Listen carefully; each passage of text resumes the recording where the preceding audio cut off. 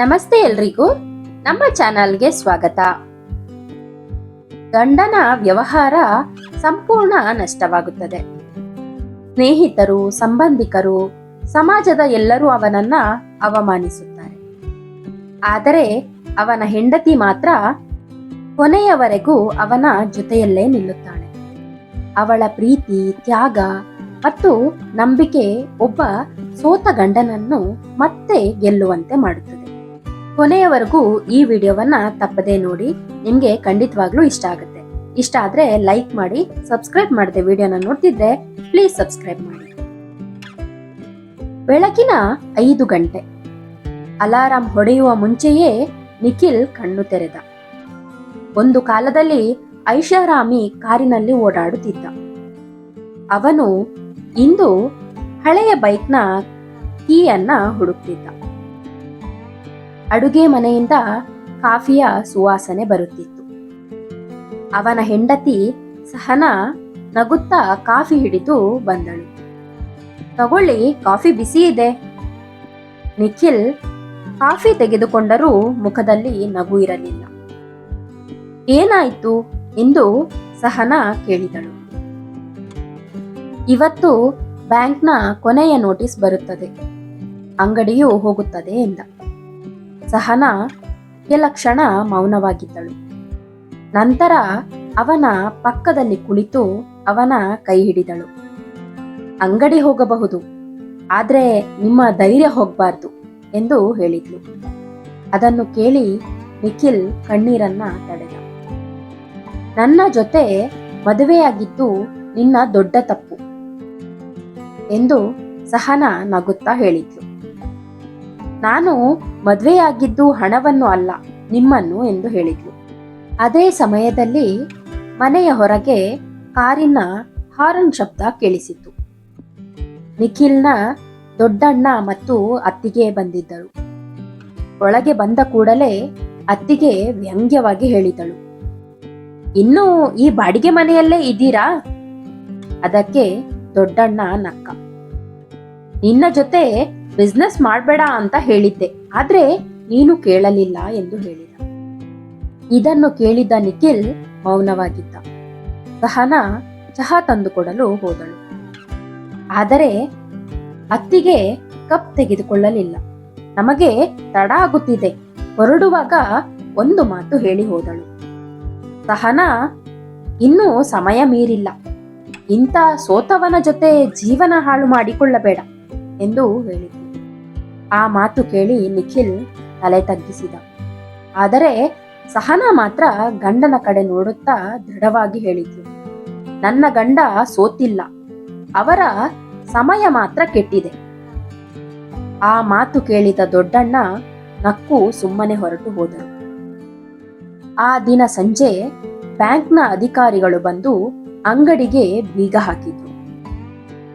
ನಿಖಿಲ್ ರಸ್ತೆಯ ಬದಿಯಲ್ಲಿ ನಿಂತು ತನ್ನ ಕನಸು ಕುಸಿಯುವುದನ್ನು ನೋಡುತ್ತಿದ್ದ.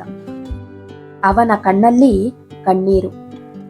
ಅಷ್ಟರಲ್ಲಿ ಸಹನಾ ಅವನ ಬಳಿ ಬಂದು ಒಂದು ಚಿಕ್ಕ ಬಟ್ಟೆಯ ಚೀಲವನ್ನ ಅವನ ಕೈಗೆ ಕೊಟ್ಟಳು. ಇದರಲ್ಲಿ ಏನಿದೆ ಎಂದು ಕೇಳಿದ. ಮನೆಗೆ ಹೋಗಿ ನೋಡಿ ಎಂದು ಹೇಳಿದ್ಲು. ಮನೆಗೆ ಬಂದು ಚೀಲ ತೆರೆದ. ಅದರೊಳಗೆ ಸಹನಾ ಮದುವೆಯಲ್ಲಿ ಹಾಕಿದ್ದ ಚಿನ್ನದ ಆಭರಣಗಳು ಇದ್ದವು. ನಿಖಿಲ್ ಬೆಚ್ಚಿ ಬಿದ್ದ. ಇದು ಯಾಕೆ? ಸಹನಾ ನಗುತ್ತಾ ಹೇಳಿದಳು, ನಮ್ಮ ಬದುಕು ಮತ್ತೆ ಶುರುವಾಗಲಿ ಅಂತ. ನಿಖಿಲ್ನ ಕೈಗಳು ನಡುಗುತ್ತಿದ್ದವು. ಸಹನಾ, ಇಲ್ಲ, ಈ ಚಿನ್ನವನ್ನು ನಾನು ಮುಟ್ಟುವುದೇ ಇಲ್ಲ. ಸಹನಾ ಅವನ ಎದುರು ಕುಳಿತು ಮೃದುವಾಗಿ ಹೇಳಿದಳು, ಈ ಆಭರಣಗಳು ನನ್ನ ಅಲಂಕಾರಕ್ಕೆ ಅಲ್ಲ, ಇದು ನಮ್ಮ ಭವಿಷ್ಯಕ್ಕಾಗಿ. ನಿಖಿಲ್ ಹೇಳಿದ, ಆದರೆ ಇದು ನಿನ್ನ ಅಪ್ಪ ಅಮ್ಮ ಕೊಟ್ಟದ್ದು ಅಲ್ವಾ? ಹೌದು, ಆದರೆ ಅವರು ನನಗೆ ಕಲಿಸಿದ್ದು ಚಿನ್ನವನ್ನು ಕಾಪಾಡು ಅಂತ ಅಲ್ಲ, ಸಂಬಂಧವನ್ನು ಕಾಪಾಡು ಅಂತ. ಈ ಮಾತು ಕೇಳಿ ನಿಖಿಲ್ ಮಾತೇ ಬರದೆ ಅವಳನ್ನೇ ನೋಡುತ್ತಾ ನಿಂತಿದ್ದ. ಮರುದಿನ ಇಬ್ಬರು ಬ್ಯಾಂಕ್ಗೆ ಹೋಗಿ ಆಭರಣಗಳನ್ನ ಅಡಮಾನ ಇಟ್ಟರು. ಸಿಕ್ಕ ಹಣದಿಂದ ಒಂದು ಚಿಕ್ಕ ಬಾಡಿಗೆ ಅಂಗಡಿ ತೆಗೆದುಕೊಂಡು ಮನೆಯಲ್ಲೇ ತಯಾರಿಸಿದ ಮಸಾಲೆ ಪುಡಿಗಳು ಮತ್ತು ಉಪ್ಪಿನಕಾಯಿಯನ್ನ ಮಾರಾಟ ಮಾಡಲು ಆರಂಭಿಸಿದರು. ಮೊದಲ ದಿನ ಒಬ್ಬ ಗ್ರಾಹಕ ಮಾತ್ರ ಬಂದಿದ್ದ. ಎರಡನೇ ದಿನ 3 ಗ್ರಾಹಕರು. 1 ವಾರ ಕಳೆದರೂ ಲಾಭವೇ ಇರಲಿಲ್ಲ. ಒಂದು ರಾತ್ರಿ ನಿಖಿಲ್ ನಿರಾಶೆಯಿಂದ ಹೇಳಿದ, ಸಹನಾ, ಬಿಡೋಣ, ಇದು ನಮಗೆ ಆಗಿ ಬರೋದಿಲ್ಲ. ನಾನು ಕೂಲಿ ಕೆಲಸಕ್ಕೆ ಹೋಗುತ್ತೇನೆ. ಸಹನಾ ತಕ್ಷಣ ಉತ್ತರಿಸಿದಳು, ನೀವು ಕನಸು ಬಿಟ್ಟರೆ ನಾನು ನಿಮ್ಮನ್ನು ಹೇಗೆ ನಂಬಲಿ? ಅದೇ ಸಮಯದಲ್ಲಿ ಮನೆಯ ಮಾಲೀಕರು ಬಾಡಿಗೆ ಕೇಳಲು ಬಂದರು. ಇನ್ನು 2 ದಿನದಲ್ಲಿ ಹಣ ಕೊಡದಿದ್ದರೆ ಮನೆ ಖಾಲಿ ಮಾಡಿ ಎಂದು ಅವರು ಹೇಳಿದರು. ಅವರು ಹೋದ ನಂತರ ನಿಖಿಲ್ ತಲೆಯನ್ನು ಹಿಡಿದು ಕುಳಿತ. ಆ ರಾತ್ರಿ ಸಹನಾ ಮಲಗಲೇ ಇಲ್ಲ. ಬೆಳಗ್ಗೆ ಎದ್ದು ತನ್ನ ರೇಷ್ಮೆಯ ಸೀರೆಯನ್ನ ತೆಗೆದುಕೊಂಡಳು. ಅದನ್ನು ಮಡಚಿ ಒಂದು ಅಂಗಡಿಗೆ ಹೋಗಿ ಮಾರಿಬಿಟ್ಟಳು. ಆ ಹಣದಿಂದ ಮನೆಯ ಬಾಡಿಗೆ ಕಟ್ಟಿದಳು. ಸಂಜೆ ನಿಖಿಲ್ಗೆ ವಿಷಯ ಗೊತ್ತಾಯಿತು. ಸಹನಾ, ಆ ಸೀರೆ ನಿನಗೆ ಎಷ್ಟು ಇಷ್ಟವಾಗಿತ್ತು? ಅವಳು ನಕ್ಕಳು. ಸೀರೆ ಮತ್ತೆ ಕೊಳ್ಳಬಹುದು, ಆದ್ರೆ ನಮ್ಮ ಆತ್ಮವಿಶ್ವಾಸ ಕಳೆದುಕೊಂಡರೆ ಅದನ್ನ ಮತ್ತೆ ಖರೀದಿಸಲು ಆಗಲ್ಲ. ಆ ಮಾತು ಕೇಳಿ ನಿಖಿಲ್ ಮೊದಲ ಬಾರಿ ಸಹನಾಳ ಮುಂದೆ ಮಗುವಿನಂತೆ ಅತ್ತ.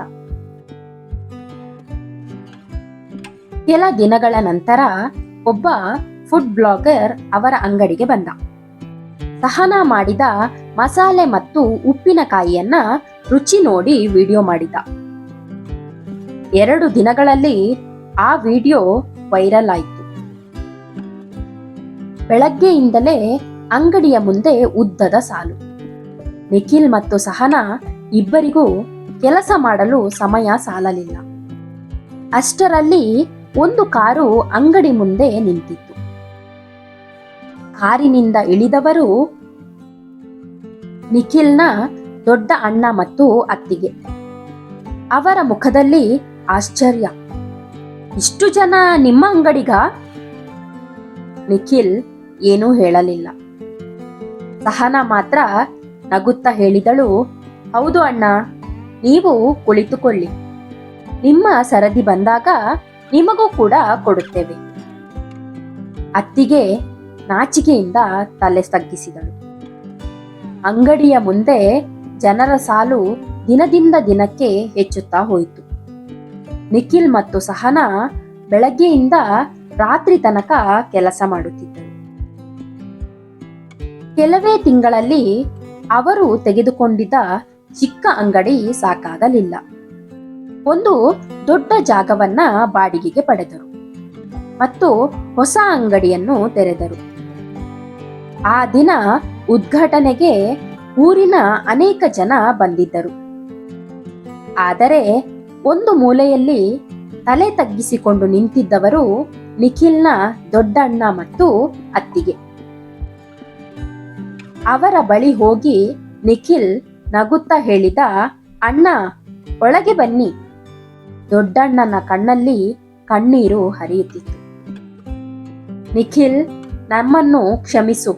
ನೀನು ಬಡವನಾಗಿದ್ದಾಗ ನಿನ್ನ ಜೊತೆ ನಾವು ನಿಲ್ಲಬೇಕಿತ್ತು. ಆದರೆ ನಾನು ನಿನ್ನನ್ನ ಅವಮಾನ ಮಾಡಿದೆ. ನಿಖಿಲ್ ಅವನ ಕೈ ಹಿಡಿದು ಹೇಳಿದ, ಅಣ್ಣ, ನನಗೆ ಹಣ ಕಳೆದುಕೊಂಡಾಗ ನೋವಾಗಲಿಲ್ಲ. ಆದರೆ ನನ್ನವರನ್ನು ಕಳೆದುಕೊಂಡಾಗ ತುಂಬಾ ನೋವಾಯಿತು. ಅತ್ತಿಗೆ ಸಹನಾಳ ಬಳಿ ಬಂದು ಅತ್ತಳು. ಸಹನಾ, ನಾನು ಹೇಳಿದ ಮಾತುಗಳಿಗೆ ಕ್ಷಮಿಸು. ಸಹನಾ ಅವಳನ್ನ ಅಪ್ಪಿಕೊಂಡಳು. ಕುಟುಂಬದಲ್ಲಿ ಕ್ಷಮೆ ಕೇಳುವುದಕ್ಕಿಂತ ಪ್ರೀತಿ ದೊಡ್ಡದು ಅಕ್ಕ. ಆ ಕ್ಷಣದಲ್ಲಿ ಅಲ್ಲಿದ್ದ ಎಲ್ಲರಲ್ಲೂ ಕಣ್ಣೀರು ಬಂತು. 1 ವರ್ಷದ ನಂತರ ನಿಖಿಲ್ ಅವರ ಸಹನಾ ಹೋಮ್ ಫುಡ್ಸ್ ರಾಜ್ಯದ ಹಲವು ನಗರಗಳಿಗೆ ಸರಬರಾಜು ಮಾಡುವ ಒಂದು ಬ್ರ್ಯಾಂಡ್ ಆಗಿತ್ತು. ಟಿವಿ ಸಂದರ್ಶನದಲ್ಲಿ ಪತ್ರಕರ್ತ ಕೇಳಿದ, ನಿಮ್ಮ ಯಶಸ್ಸಿನ ರಹಸ್ಯ ಏನು? ನಿಖಿಲ್ ಒಂದು ಕ್ಷಣವೂ ಯೋಚಿಸಲಿಲ್ಲ. ಮೊದಲ ಸಾಲಿನಲ್ಲಿ ಕುಳಿತಿದ್ದ ಸಹನಾಳ ಕಡೆ ನೋಡಿದ. ನನ್ನ ಯಶಸ್ಸಿನ ರಹಸ್ಯ ನನ್ನ ಹೆಂಡತಿ.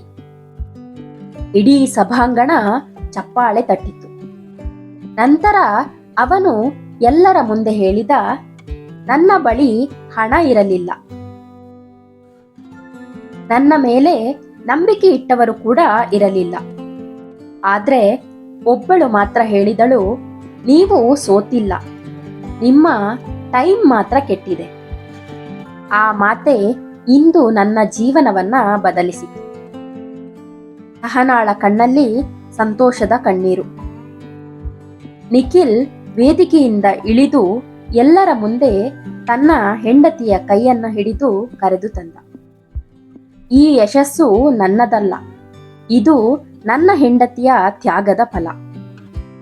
ಇಬ್ಬರು ಒಬ್ಬರನ್ನೊಬ್ಬರು ನೋಡಿಕೊಂಡು ನಕ್ಕರು. ಆ ದಿನದ ನಂತರ ನಿಖಿಲ್ ಒಂದು ನಿಯಮ ಮಾಡಿಕೊಂಡ. ಪ್ರತಿದಿನ ಕೆಲಸಕ್ಕೆ ಹೋಗುವ ಮೊದಲು ಧನ್ಯವಾದಗಳು ನನ್ನ ಜೀವನದಲ್ಲಿ ಬಂದಿದ್ದಕ್ಕೆ ಎಂದು ಸಹನಾಗೆ ಹೇಳುತ್ತಿದ್ದ. ಸಹನಾ ನಗುತ್ತಾ ಹೇಳುತ್ತಿದ್ದಳು, ನಾವು ಇಬ್ಬರು ಒಟ್ಟಿಗೆ ಇದ್ದರೆ ಯಾವ ಸೋಲು ಶಾಶ್ವತವಲ್ಲ. ಒಬ್ಬ ಗಂಡ ಯಶಸ್ವಿಯಾಗುವ ಹಿಂದೆ ಅವನ ಪರಿಶ್ರಮ ಇದ್ದರೆ ಆ ಪರಿಶ್ರಮ ಕುಸಿಯದಂತೆ ಹಿಡಿದು ನಿಲ್ಲುವ ಶಕ್ತಿ ಅನೇಕ ಬಾರಿ ಅವನ ಹೆಂಡತಿಯ ಪ್ರೀತಿ, ನಂಬಿಕೆ ಮತ್ತು ತ್ಯಾಗವಾಗಿರುತ್ತದೆ. ಜೀವನದಲ್ಲಿ ಹಣ ಕಳೆದುಕೊಳ್ಳಬಹುದು, ಆದರೆ ಒಬ್ಬರ ಮೇಲೆ ಒಬ್ಬರು ನಂಬಿಕೆಯನ್ನ ಕಳೆದುಕೊಳ್ಳಬಾರದು. ಜೀವನದಲ್ಲಿ ಯಾರು ಬೇಕಾದ್ರೂ ಬಿಟ್ಟು ಹೋಗ್ಬೋದು, ಸ್ನೇಹಿತರು, ಸಂಬಂಧಿಕರು, ಅಪ್ಪ ಅಮ್ಮ, ಆದ್ರೆ ಹೆಂಡತಿ ಮಾತ್ರ ಯಾವತ್ತೂ ನಿಮ್ಮನ್ನ ಬಿಟ್ಟು ಕೊಡೋದಿಲ್ಲ. ಯಾಕಂದ್ರೆ ಅವಳು ಮಾತ್ರ ನಿಮ್ಮನ್ನ ನಂಬಿ ಬಂದಿರ್ತಾಳೆ. ಇನ್ಕ್ಲೂಡಿಂಗ್ ಮಕ್ಕಳು ಕೂಡ ಒಂದು ದಿನ ಅಪ್ಪ ಅಮ್ಮನ್ನ ಬಿಟ್ಟು ಮುಂದೆ ಹೋಗಿರ್ತಾರೆ. ಆದ್ರೆ ಹೆಂಡತಿ ಮಾತ್ರ ಯಾವತ್ತೂ ತಾನು ಕೈ ಹಿಡಿದ ಗಂಡನನ್ನ ಬಿಟ್ಟು ಕೊಡೋದಿಲ್ಲ. ಈ ಕತೆ ನಿಮ್ಗೆ ಇಷ್ಟ ಆಯ್ತು ಅಲ್ವಾ? ಇಷ್ಟ ಆಯ್ತು ಅಂತ ಭಾವಿಸ್ತೀನಿ. ಇಷ್ಟ ಆಗಿದ್ರೆ ಲೈಕ್ ಮಾಡಿ, ಶೇರ್ ಮಾಡಿ, ಸಬ್ಸ್ಕ್ರೈಬ್ ಮಾಡದೆ ಇಷ್ಟೊತ್ತು ವಿಡಿಯೋನ ನೋಡಿದ್ರೆ ಪ್ಲೀಸ್ ಸಬ್ಸ್ಕ್ರೈಬ್ ಮಾಡಿ.